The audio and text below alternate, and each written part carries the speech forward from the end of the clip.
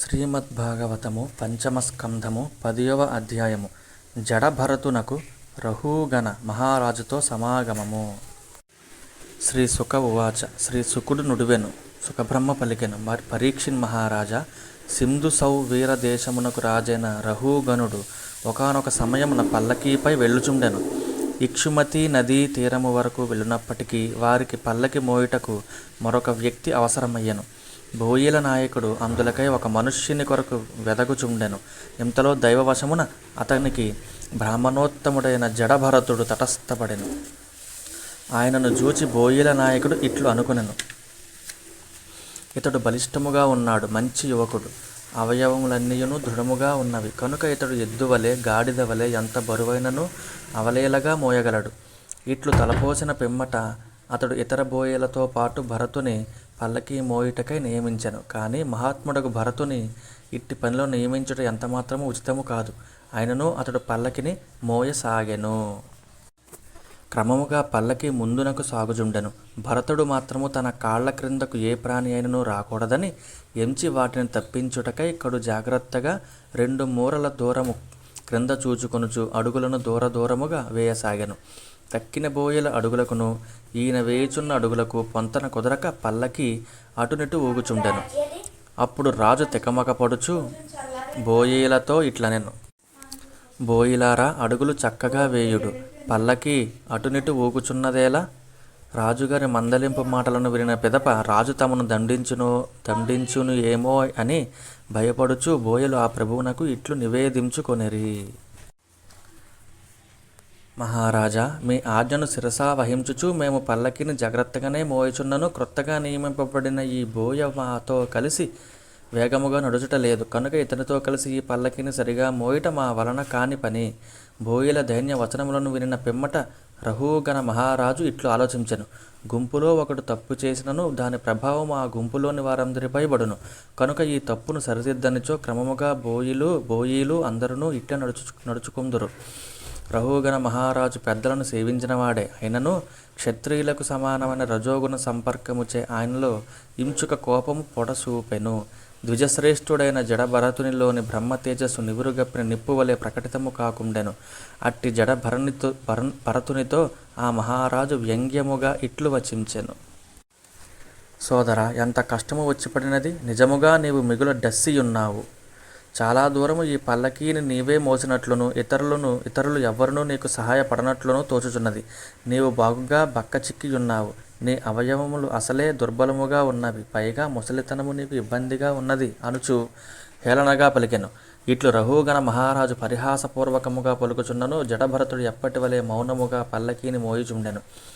అతడు రాజుగారి మాటలను తప్పుగా భావింపలేదు. ఏలయన అతని దృష్టిలో ఈ శరీరము పంచభూతాత్మకము, ఇంద్రియాంతఃకరణములతో కూడినది.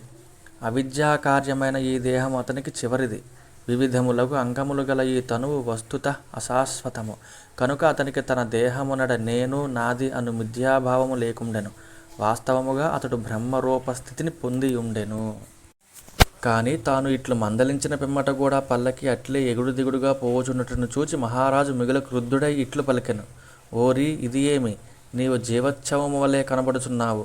నా ఆజ్ఞను ఉల్లంఘించుచు నన్ను లక్ష్య పెట్టుకున్నావు. పాపకర్మలను చేసిన వారిని యముని వలె పదే తప్పు చేయుచున్న నీకు తగిన చికిత్స చేసేదను. అప్పుడు మాత్రమే నీవు సరియైన దారికి వత్తువు. రహూగణుడు తాను రాజునను గర్వముతో బిడిసిపడుచుండెను. తనను గొప్ప పండితునిగా భావించుకొనుచు అబద్ధములను పలుకుచుండెను. అతడు రజస్తమో గుణములు గలిగి గర్వోన్మత్తుడై ఉండెను. ఆయనకు యోగీశ్వరుల యొక్క మహత్వము ఏమాత్రమూ తెలియదు. అందువలన అతడు అవాకులను చవాకులను వాగుచూ భాగవతోత్తముడైన జడభరతుని ఎడ అమర్యాదగా ప్రవర్తించెను. బ్రాహ్మణోత్తముడైన భరతుడు బ్రహ్మజ్ఞాని, సకల ప్రాణులకును సుహృదుడు, అందరినీ పరమాత్మ స్వరూపులుగాను భావించువాడు, అను మాత్రము గర్వము లేనివాడు. కావున అతడు రహూగణుని మాటలను పట్టించుకొనక దరహాసమునొచ్చుచు ఆయనతో ఇట్లనెను: జడభరతుడు ఇట్లనెను: రాజా, నీవు పలికిన మాటలు యథార్థములే. అట్లు పలుకుట అపహాస్యము కాదు. బరువును మోయనట్టిది దేహమే గాని నేను గాను. దారిలో ముందుకు సాగుచూ వెళ్ళునదియు ఆ శరీరమే గాని నేను కాను.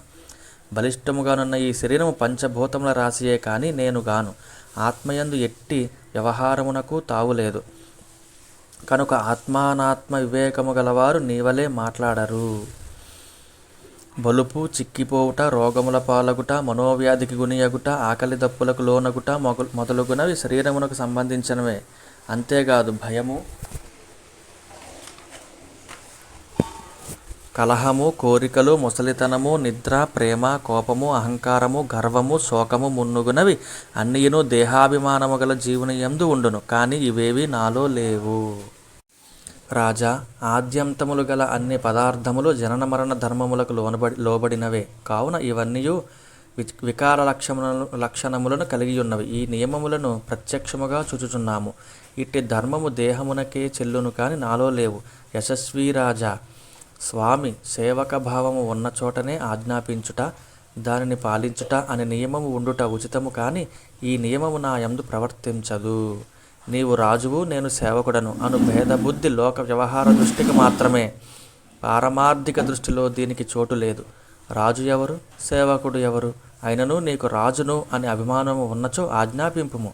నేను నీకు ఏమి చేయవలనో తెలుపుము. మహావీర, నేడు జడుని వలె, ఉన్మత్తుని వలె, పిచ్చివాని వలె ఉన్నమాట వాస్తవమే. దీనికి నీవు ఎట్టి చికిత్స చేసినను కలుగు ప్రయోజనము శూన్యము. నేను నిజముగా జడుడనే పిచ్చివానినే అయినచో నీవు నాకు విధించు శిక్ష పిష్టపేషణ ఏ యగును. దీని వలన ప్రయోజనము శూన్యము. పిష్టపేషణము అనగా పిసికిన పిండినే మరల పిసుకుట. చర్విత చర్వణము అనునదియు ఇట్టిదే. శ్రీ శుకుడు నుడివెను. రాజా, మునిప్రవరుడైన జడభరతుడు దేహాత్మభావము లేనివాడు, పరమశాంతుడు.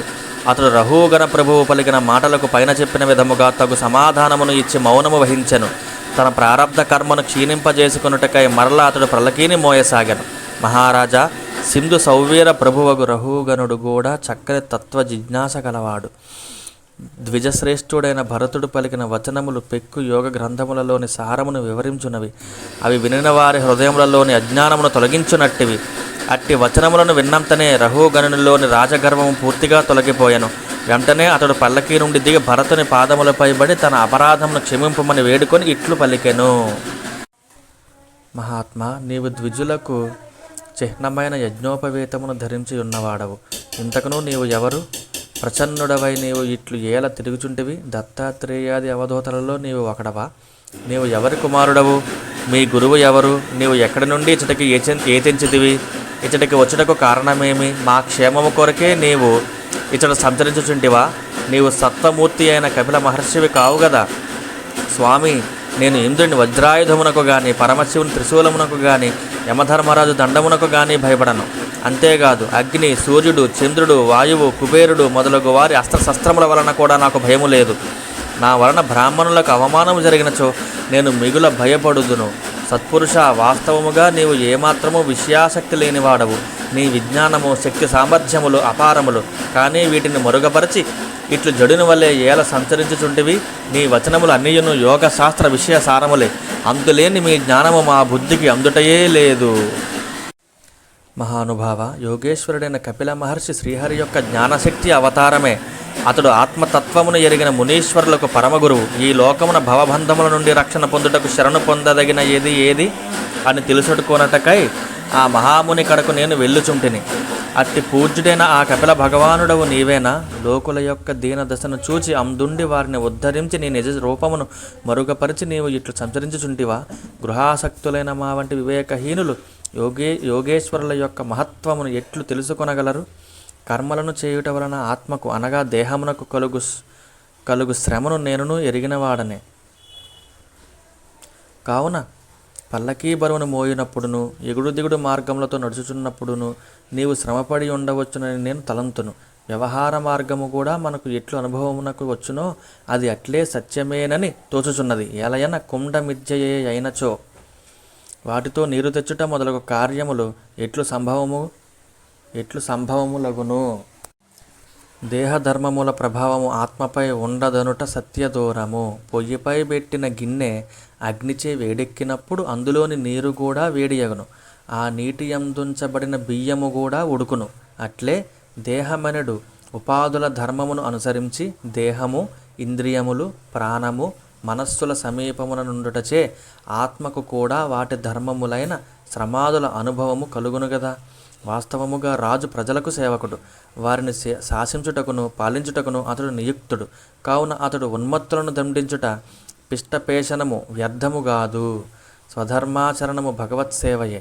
వాటిని ఆధర్మములను ఆచరించి వ్యక్తిని పాపములు అంటవు గదా. స్వామి, నీవు దీనజన బాంధవుడవు. నేను రాజునను అభిమాన గర్వముతో సాధు పురుషుడవైన నిన్ను అవమానపరచితిని. నీ కృపాదృష్టిని నాపై ప్రసరింపజేయము.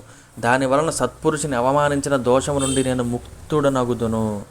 మహాత్మా, నీకు దేహాభిమానము లేదు. జగద్రక్షకుడైన శ్రీహరికి నీవు అనన్యభక్తుడవు. సుఖ దుఃఖాది ద్వంద్వముల ఎడ నీవు సమదృష్టి గలవాడవు. కనుక మాన అవమానముల వలన నీలో ఎట్టి వికారములను గలుగవు. అయినను ఒక మహాపురుషుని అవమానపరిచిన వాడు సాక్షాత్తుగా త్రిశూలపాని అయిన మహాదేవుని ఎంతటి ప్రభావశాలి అయినను తన అపరాధమునకు ఫలితముగా కొలది కాలములోనే తప్పక నశించును. హర హర మహాదేవ శంభో శంకర శివ శివ శివ. శ్రీమన్నారాయణ గోవింద గోవింద. శ్రీమద్భాగవతము 11వ అధ్యాయము. రహూగణ మహారాజునకు భరతుని ఉపదేశము. జడభరతుడు పలికెను, రాజా, వివేకవంతుడవు కాకున్నను పండితుని వలె కుతర్క వచనములను పలుకుచున్నావు. అంత మాత్రము చేత నీవు గొప్ప జ్ఞానివి కాబోవు. తత్వజ్ఞానులు స్వామి సేవకాది వ్యవహారములను తత్వ విచారము చేయు సమయమున సత్యముగా స్వీకరింపరు. లౌకిక వ్యవహారము వలెనే వైదిక వ్యవహారము కూడా సత్యము కాదు. ఏలయన వేదవచనములు కూడా ఎక్కువగా గృహస్థులకు సంబంధించిన యజ్ఞ విధులను గూర్చే విస్తారముగా తెలుపుచున్నవి. రాగద్వేషాది దోషములు లేని విశుద్ధ తత్వజ్ఞానము సమగ్రముగా వాటి యందు వివరింపబడలేదు. గృహస్థులకు తగినట్టి యజ్ఞ యాగాదుల వలన స్వర్గాది సుఖములు లభించును. కానీ అవి వారికి స్వప్న సుఖముల వలె హేయములుగా కనబడవు. కావున అట్టి వారలకు తత్వజ్ఞానమును బోధించుటలో సాక్షాత్తు ఉపనిషద్వాక్యములు కూడా సమర్థములు గావు. మానవుని మనస్సు సత్వరజస్తమో గుణములతో ఆవరించి ఉన్నంత వరకు అది ఎట్టి అంకుశము అనగా అదుపు లేకుండా జ్ఞానేంద్రియ కర్మేంద్రియముల ద్వారా శుభాశుభకర్మలను పుణ్యపాప కార్యములను చేయించుచునే ఉండును. ఈ మనస్సు వాసనామయము. విషయముల యందు ఆసక్తి కలిగి ఉండునట్టిది. సత్వరజస్తమో గుణములచే ప్రేరేపింపబడునట్టిది. మనస్సు మాటిమాటికి మార్పు చెందుటచే పెక్కు వికారములు గలదిగా చెప్పబడినది. జీవుడు పంచ జ్ఞానేంద్రియములతో పంచకర్మేంద్రియములతో మనస్సుతో పంచభూతములతో కూడి ఉండును. ఈ 16 మనస్సే ముఖ్యమైనది. ఈ మనస్సే వేరు పేర్లతో వివిధములకు రూపములను ఉపాధులుగా కలిగి ఉండును. ఆ ఉపాధులలో ఇదియే జీవునకు ఉత్తమ మధ్యమ అధమ శరీరములను కల్పించును. మనస్సు సత్వరజస్తమో గుణాత్మకమైన మాయాశక్తి యొక్క కార్యము. జీవుడు దానితో అంటే ఆ మనస్సుతో తాదాత్మ్యము చెంది సంసార చక్రములో పరిభ్రమించుచుండును. ప్రారబ్ధ కర్మల ఫలముగా సుఖదుఖములను వ్యామోహములను అనుభవించుచుండును. మనస్సు ఉండునంత వరకు క్రొత్త వ్యవహారములను నిర్మించుచుండును. ఇదియే జాగ్రత్త అవస్థయందు స్థూల రూపముతో నూతన వినూత్నములకు సంకల్పములను చేయుచుండును. స్వప్నావస్థయందు సూక్ష్మరూపముతో అనేక స్వప్నములను గాంచుచుండును. సుషుప్తి అవస్థయందు మనస్సు నిర్వికారముగా నుండును. ఇట్టి త్రివిధ అవస్థలయందు క్షేత్రజ్ఞుడు ఆత్మసాక్షిగా ఉండును. ఈ విధముగా మనస్సునే లింగ శరీరము యొక్క ఉపాధిగా చెప్పబడినది. గుణముల ద్వారా సంసార బంధములో చిక్కుపడుటకు మనస్సే కారణము. అట్లే గుణముల నుండి అతీతమైన మోక్షమును కలిగించుటకు కూడా ఈ మనస్సే కారణము. అంటే మన ఏవ మనుష్యానాం కారణం బంధమోక్షయో అను ఈ వ్యాస మహర్షి వచనము అనేక పురాణములలో అనేక విధములుగా పలుమార్లు పేర్కొనబడినది.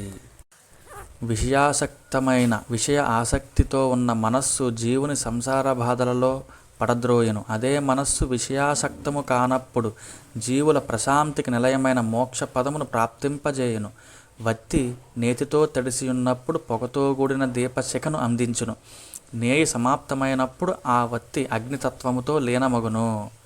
అందుండి పొగగాని దీపశిఖ గాని వెలువడదు. అట్లే విషయములయందు కర్మలయందు ఆసక్తమైన మనస్సు వివిధ వృత్తులను ఆశ్రయించును. విషయముల నుండి కర్మల నుండి ముక్తమైనప్పుడు అది తన ఆత్మతత్వమునందు లీనమగును. జై శ్రీహరి. మహావీర, 5 కర్మేంద్రియములు, 5 జ్ఞానేంద్రియములు, అహంకారము అను 11ను మనస్సు యొక్క వృత్తులు, 5 విధములైన కర్మలు, 5 తన్మాత్రలు, శరీరము అను 11ను వాటికి ఆధారభూతములైన విషయములు, శబ్ద స్పర్శ రూప రస గంధములు అను 5ను జ్ఞానేంద్రియములకు విషయములు, మల విసర్జనము, సంభోగము, గమనము, భాషణము, ఇచ్చి పుచ్చుకొనుట అను వ్యాపారములు కర్మేంద్రియములకు విషయములు. ఈ శరీరము నాది అని భావించుట అహంకార విషయము. కొందరు అహంకారము మనస్సు యొక్క 12వ వృత్తి అనియు దానిని ఆశ్రయించిన దేహము 12వ విషయమనియు భావింతురు. మనస్సు యొక్క ఈ 11 వృత్తులను ద్రవ్యము, విషయములు, స్వభావము, ఆశయము, సంస్కారము, కర్మలు, కాలము అను వాటి ద్వారా వందలు వేలు కోట్ల కొలదిగా వివిధ వృత్తులను నిర్మించుచుండును. కానీ వాటి ఉనికి క్షేత్రజ్ఞుడైన ఆత్మ ఉనికి పైననే ఆధారపడి ఉండును. అవి స్వయముగా గాని పరస్పరము కలిసి గాని ఉండవు. జీవుని యొక్క ఉపాధియకు ఈ మనస్సు మాయా నిర్మితమే. ఈ మనస్సు జీవుని దోషభూయిష్టమైన కర్మలలో ప్రవృత్తినిగా చేయును. తత్ఫలితముగా అతడు సంసార బంధములలో చిక్కుకును. ఈ మనోవృత్తులు నిత్యము ప్రవాహ రూపమున అవిచ్ఛిన్నముగా ఉండును. అవి జాగ్రత్త స్వప్న సమయముల యందు ప్రకటమగును. సుషుప్తి దశయందు అవి మరుగునబడును. జాగ్రత్త స్వప్నావస్థలయందు విశుద్ధ చిన్మాత్ర స్వరూపుడైన క్షేత్రజ్ఞుడు ఈ మనోవృత్తులను సాక్షిగా చూచుచుండును. ఈ క్షేత్రజ్ఞుడు పరమాత్ముడు, సర్వవ్యాపకుడు అయిన నారాయణుడే. అతడే ఈ జగత్తునకు అధికారణుడు, పరిపూర్ణుడు, అపరోక్షుడు, అవాజ్మానస గోచరుడు, స్వయం ప్రకాశకుడు, అజన్మ, బ్రహ్మాది దేవతలకును నియామకుడు. తన అధీనంలోనున్న మాయ ద్వారా సకల ప్రాణుల అంతఃకరణములలో ఉండి జీవులను నియంత్రించువాడు. సమస్త ప్రాణులకు ఆశ్రయుడైన వాసుదేవుడు. వాయువు సమస్త స్థావర జంగములలో ప్రాణరూపమున ప్రవేశించి వాటికి ప్రేరణను, చైతన్యమును గూర్చును. అదేవిధముగా పరమేశ్వరుడైన వాసుదేవుడు సర్వసాక్షి అయి ఆత్మస్వరూపుడుగా సంపూర్ణ ప్రపంచమున వ్యాపించియున్నాడు. రాజా, మానవుడు జ్ఞానమును పొందుట ద్వారా మాయను తిరస్కరించి విషయములపై గల ఆసక్తిని త్యజించి కామ క్రోధాది అంతఃశత్రువులను జయించి ఆత్మతత్వమును తెలియనంత వరకు, అంతేగాక ఆత్మకు ఉపాధి అయిన మనస్సు సంసార బంధములకు క్షేత్రము అనగా పొలము అను విషయమును ఎరుగనంత వరకును జీవుడు ఈ లోకమున పరిభ్రమించుచునే ఉండును. మనస్సే మనిషికి మమకారమును పెంచి అతనిలో శోకము, మోహము, రోగము, రాగము, లోభము, వైరము మొదలగు సంస్కారములను వృద్ధి చెందించుండును. ఈ మనస్సు సోదర భావమును చూపి జీవుని తన గుప్పిటలో చేర్చుకొనును. కానీ ఇదియే నీకు ప్రబల శత్రువు అని గమనింపుము. దీనిని ఉపేక్షించటం వలన దాని బలము మరింత పెరిగినది. ఇది స్వయముగా సర్వదా మిథ్యయే అయినను ఇది నీ ఆత్మస్వరూపమును కప్పివేసినది. కనుక నీవు సావధానుడవై గురువు యొక్క మరియు శ్రీహరి యొక్క పాదారవిందములను ఉపాసించుటయనిడి అస్త్రముతో దీనిని నిర్మూలింపుము. జై శ్రీహరి. శ్రీహరి శ్రీహరి. శ్రీమద్భాగవతము 5వ స్కంధము 12వ అధ్యాయము. రహూగణుని ప్రశ్న, భరతుని సమాధానము. రహూగణుడు పలికెను, భగవన్, కారణము అనగా సమస్త జగత్తునకు భగవంతుడే కారణము. కారణ విగ్రహాయ అనగా నీవు స్వయంగా భగవంతుడవే. నీవు నీ ఆత్మస్వరూపమునందు నిలిచి ఈ శరీరమును నిరాకరించితివి. నీవు ఒక సామాన్యమైన బ్రాహ్మణుని వేషములో ఉన్నట్టి పరమహంస స్వరూపుడవు. నిత్య జ్ఞానమయమైన నీ స్వరూపమును సామాన్య జనుల దృష్టికి గోచరింపకుండా మరుగుపరిచి ఉంటివి. అట్టి భగవత్ స్వరూపుడవైన నీకు పదే పదే నా వందనములు. ఆయన పాదాలను పట్టుకొని స్పృశించి నమస్కరించిన రహూగణరాజు. రహూగణరాజు ఎవరో కాదు, భరతుడు కాపాడిన లేడిపిల్ల తల్లి. ఆ భరతుని చేరి ఆత్మజ్ఞానమును పొంది జీవన్ముక్తుడయ్యను. జై శ్రీహరి. బ్రాహ్మణోత్తమ, జ్వరపీడితుడైన రోగికి సరియక ఔషధము అమృతము వంటిది. వేసవి తాపమునకు వడదెబ్బకు గురి అయిన వానికి చల్లని మంచినీరు సుధాతుల్యము. నా వివేకమును దేహాభిమానమనేది విషసర్పము కాటువేసినది. అట్టి నాకు మీ మధుర వచనములు దివ్య ఔషధములు. అమృత ప్రాయములు అయినవి. మీకు నా ప్రణామములు. మహాత్మా, నీవు నాకు ఆధ్యాత్మ యోగమునకు సంబంధించిన చక్కని ఉపదేశమును చేసితివి. దానినే మరికొంత సరళముగా నాకు విశదీకరింపము. దానిని తెలుసుకొనుటకు నేను ఎంతయో ఉత్కంఠతో ఉన్నాను. అనంతరము నాకు గల ఇతర సందేహములను గూర్చి నిన్ను అడిగెదను. యోగేశ్వర, పల్లకీ బరువును మోయిట, దాని వలన శ్రమ కలుగుట అనున్నవి ప్రత్యక్షముగా అనుభవములోనికి వచ్చినను అవి కేవలము వ్యవహారములమే గాని వాస్తవముగా సత్యముగా దనియు తత్వ విచారము చేసినచో అది మిథ్యయే అని నీవు తెలిపితివి. ఈ విషయమున నా మనస్సు భ్రమకు లోనైనది. దీని ఆంతర్యమును నాకు విశదపరచుము అని పలికెను. జడభరతుడు పలికెను. పృథివీపతి, ఈ దేహము పృథివీ యొక్క వికారము. పాషాణాదులకును దీనికిని భేదమేమి? ఏదో కారణమున ఇది భూమిపైన నడుచుచున్నది. అందువలన దీనికి భారవాహి మొదలగు పేర్లు ఏర్పడినవి. దీనికి 2 పాదములు గలవు. దానిపైన క్రమముగా మడమలు, పెక్కలు, మోకాళ్ళు, తొడలు, నడుము, వక్షస్థలము, మెడ, భుజములు గలవు. భుజములపైన కర్రతో చేయబడిన ఒక పల్లకీ గలదు. దీని యందు కూడా సౌవీరరాజు అనేది ఒక మట్టి యొక్క వికారము దేహము గలదు. దీని యందు ఆత్మబుద్ధి అను అభిమానము, దేహాత్మాభిమానము ఉండుట వలన నీవు నేను సింధు దేశమునకు రాజును అను గర్వముతో అంధుడవైతివి. దీని వలన నీవు ఇట్టి గర్వమును పొందుట వలన నీకు ఎట్టి ఔన్నత్యము రాబోదు. యథార్థమునకు నీవు మిగుల క్రూరుడవు, కనికరము లేనివాడవు. దీనులైన ఈ బోయిలను రప్పించి వెట్టిగా పల్లకిని మోయించుచున్నావు. పైగా మహాపురుషుల సభలో నేను జనులను రక్షించువాడను అని బేరములు పలుకుచుందువు. ఇట్లు పలుకుట నీకు ఎంతమాత్రమూ తగదు. ఈ చరాచర ప్రాణులు అన్నియును పృథ్వీ నుండి ఉత్పన్నములై పృథ్వీలోనే లీనమగుటను మనము చూచుచునే ఉన్నాము. క్రియాభేదముల వలన వీటికి వేర్వేరు పేర్లు ఏర్పడినవి. ఈ నామరూప భేదములు లోక వ్యవహారమునకు మాత్రమే. రహోగణ, పృథ్వీ అను పేరుతో వ్యవహరింపబడు పదార్థము కూడా మిథ్యయే. ఏలయన ఈ పృథ్వీ కూడా తనకు కారణమైన సూక్ష్మ గంధ తన్మాత్రయందు లీనమగును. ఈ పంచ తన్మాత్రల సమూహముతో ఈ విశేషం అనగా పృథ్వీతత్వం నిర్మింపబడినది. ఈ పరమాణువులు కూడా అజ్ఞాన కారణముగా మనకల్పితములు. వాస్తవముగా వాటికి కూడా ఉనికి లేదు. పరబ్రహ్మమే సత్యము. అది విశుద్ధ పరమాత్మ రూపము, అద్వితీయము. అది లోపల బయట అను భేదములు లేని పరిపూర్ణ స్వరూపము. అది సర్వాంతర్వర్తి, సర్వాంతర్యామి, సర్వదా నిర్వికారము. ఆ పరబ్రహ్మమునే భగవంతుడనియు వాసుదేవుడనియు పండితులు పేర్కొందురు. రహోగణ మహారాజా, ఆ పరమాత్మ జ్ఞానము మహాత్ముల యొక్క పాదధూళిని శిరమున దాల్చుట వలన మాత్రమే లభ్యమగును. జ్ఞానము అంతేగాని కేవలము తపశ్చర్యలు, యజ్ఞాది వైదిక కర్మలు, అన్నదానము మొదలగు దానములు, అతిథి సేవలు, దీనులను ఆదుకొనుట మొదలగు గృహోస్తోతిత ధర్మానుష్ఠానముల వలన గాని వేద అధ్యయనమునిచే గాని జలములను, అగ్నిని, సూర్యుని ఉపాసించుట వలన గాని లభింపదు. శ్రీహరి ఇందులకు కారణమేమనగా మహాపురుషుల గోష్ఠియందు సర్వదా సుప్రసిద్ధ యశోమూర్తియగు శ్రీహరి గుణముల యొక్క చర్చ జరుగుచుండును. వారి చర్చలలో విషయముల ప్రసక్తియే ఉండదు. నిత్యము భగవత్ కథా శ్రవణము, కీర్తనము వలన మోక్షమును కాంక్షించు పురుషుని బుద్ధి పరిశుద్ధమై వాసుదేవ భగవానుని యందు లగ్నమగును. పూర్వజన్మలో నేను భరతుడు అను రాజును లౌకిక పారలౌకిక విషయములన్నింటి నుండి విరక్తుడనై భగవదారాధనయందే నిరతుడనై ఉంటిని. కానీ ఒక జింక పిల్లపై ఆసక్తిని పెంచుకొనుట వలన పరమార్థము నుండి భ్రష్టుడనై పొరుజన్మలో లిడినై పుట్టితిని. అయినను నిరంతరము శ్రీకృష్ణ పరమాత్మను ఆరాధించుట వలన మృగముగానున్నను పూర్వజన్మ స్మృతిని కోల్పోలేదు.